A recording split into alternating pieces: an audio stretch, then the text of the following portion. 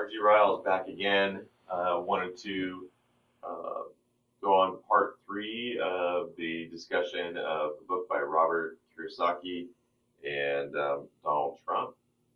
The book, of course, is The Midas Touch.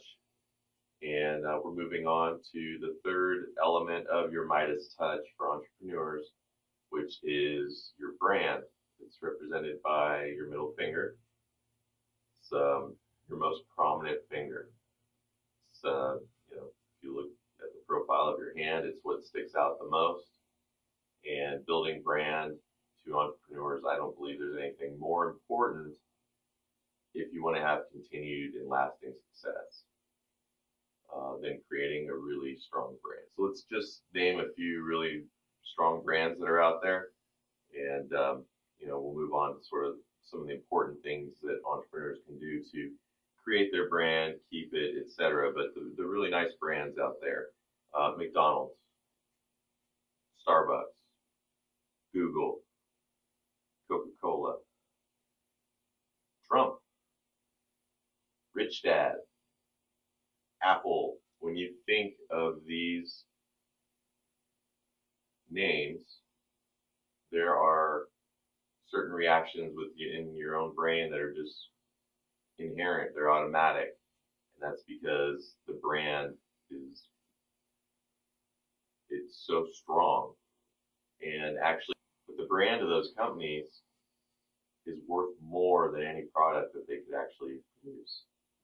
This chapter kind of starts with a really nice story about Robert and his father, and about the day that Robert brought home a fake Rolex, and he initially, tried to,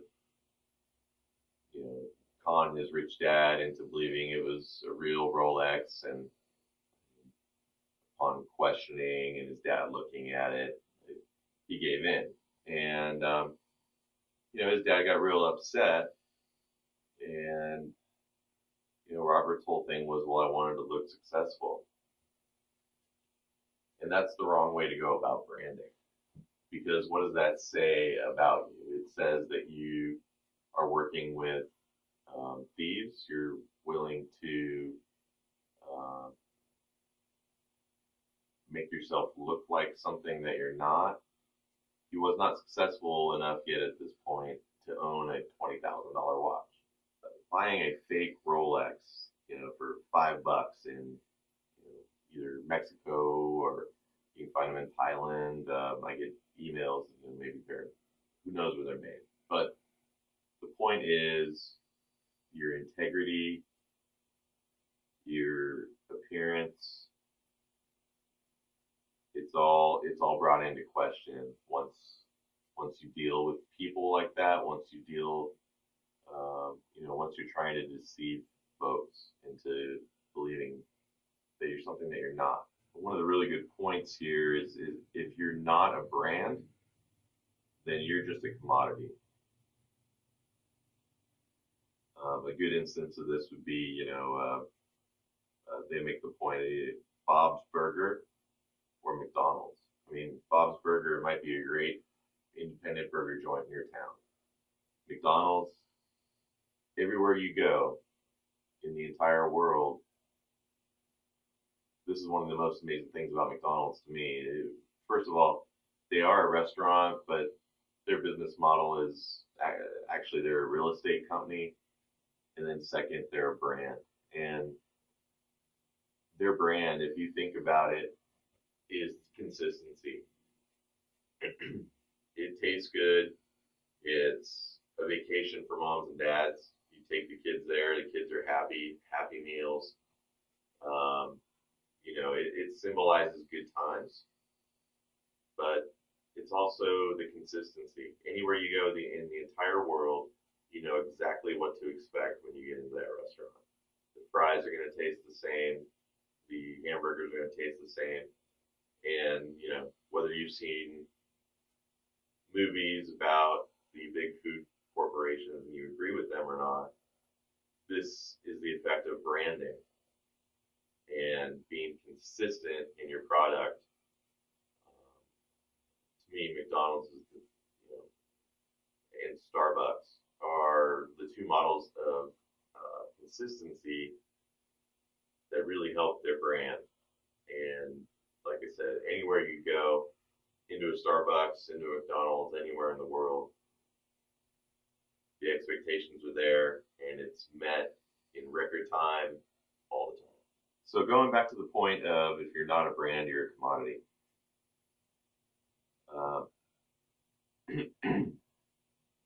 You think about, well, first McDonald's is a brand. Bob's Burger is a commodity. The Rolex is a brand. The people that are making fake Rolexes to sell them on the street for $5, $10, turn a quick profit, they're not a brand. Although I might argue that their brand is just dishonesty and thievery, they are just making commodities that are sold. And commodities are needed, but a entrepreneur with the MIDAS touch has a brand. They're not just a commodity. They're not just selling a product. Integrity is a huge part of your brand. You got to keep loyal to your brand and be true to yourself. And the great example of this in this book is when Robert goes on Oprah. Oprah says to him the famous quote, "I just sold you 1,000,000 books." And Rich Dad Poor Dad since 1997 has sold, I wanted to say at least 70 million, maybe it was 170 million books worldwide in many different languages, of course. But right after that fame, Robert was offered by a mutual fund company what he calls the $4 million test. Over a 4-year period, this mutual fund company was going to give him $1 million per year, and Kim and himself were not that successful at this point in time. So it was extremely tempting. But at the end of the day, it went against the Rich Dad brand, the Rich Dad Poor Dad brand, which that's a video for another day, what that brand is. And if you haven't read that book, please do. Even if you're not an entrepreneur for personal financing, there's no better book that I can think of. From the day that I read that, I started thinking very differently about my life, my goals in life, my financial goals, and my wife and I's financial goals. So because it wasn't true to himself and it wasn't true to his brand, he declined. Branding, whether Robert wanted to or not, he created a brand for himself in the book, Rich Dad Poor Dad, by saying that your house is not an asset. And people laughed that off at that time. And people thought he was a schmuck off the street that didn't know what he was talking about.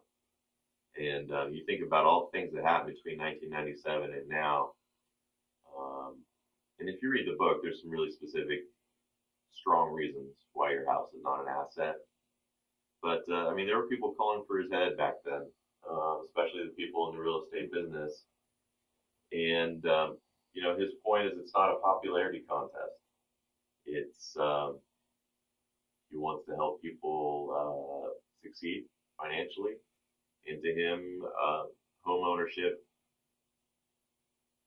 well, let's break down Rich Dad Poor Dad really quickly into two elements. It's just liabilities and assets. And to Richard and his many points, your house is not an asset. Therefore, it's not an investment. It's actually a liability. Again, a video for another day. So Robert Kiyosaki and his wife Kim, they have a financial education business where they actually teach about assets versus liabilities. And it's really great. When I talked about the education in the previous video, our education system it's not turning out future business growers, entrepreneurs. it's more focused on individuals. It's focused on creating good employees. There are programs out there now, like the Rich Dad program, that are specific to teaching people how to be entrepreneurs. I think that's really terrific, and as soon as I could find something in my area that offer night classes or weekend classes, I would jump right on that. So Robert's last part of brand is keep your promise. You think about all those companies I talked about, their brand, what they stand for, and you know what McDonald's, Starbucks, Google, Coca-Cola, Trump, Rich Dad, Apple, Facebook, you know what they stand for. You know their brand. Well, that brand is a promise. Every time you go to that website, every time you go to that store, you are promised a certain something. And being true to that and delivering on that promise is really the key of your middle finger, which is branding, according to Robert. Now, the Donald. Quality is something that he learned in construction from his father.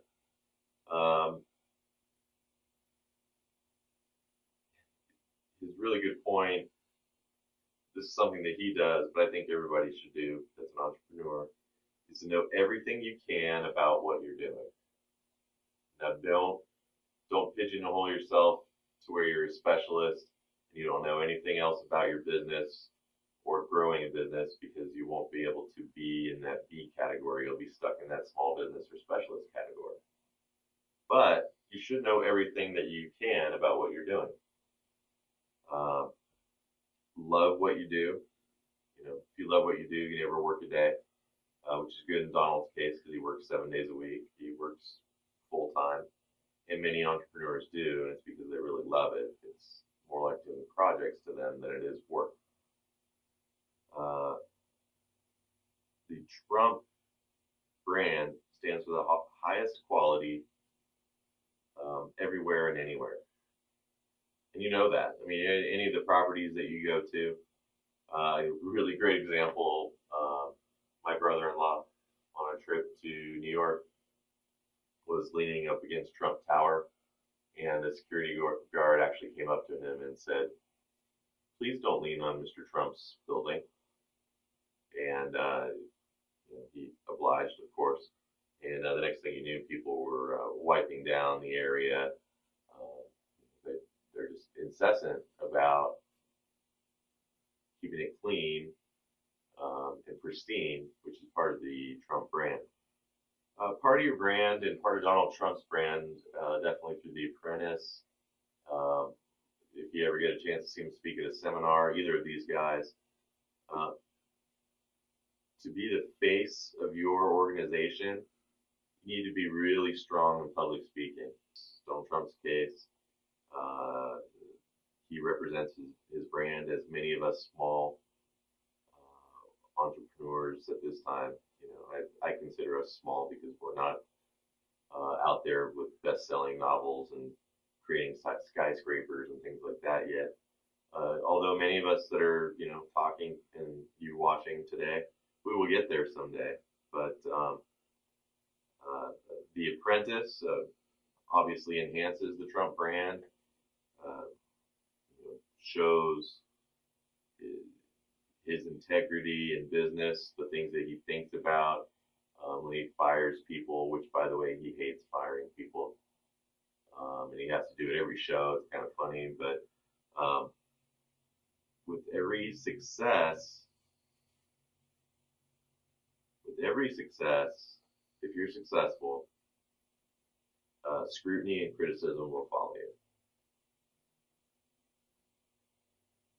Through your brand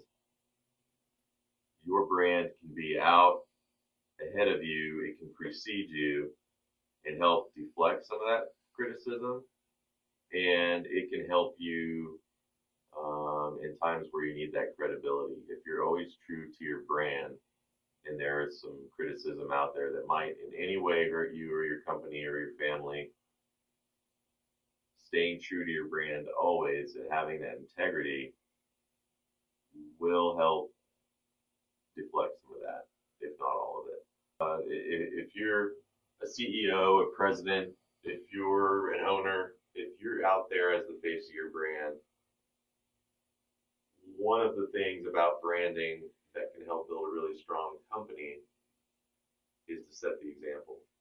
And by that I mean uh, the three outer portions of the triangle, the 8 integrities, team, leadership, the items that the entrepreneur is responsible for.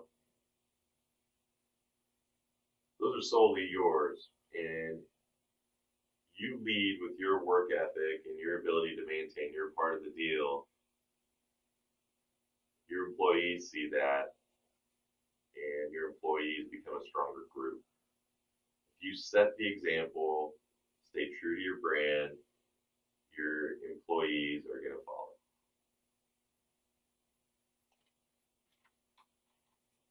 I guess I would also mention that your brand is extremely important to being something that anybody would invest in.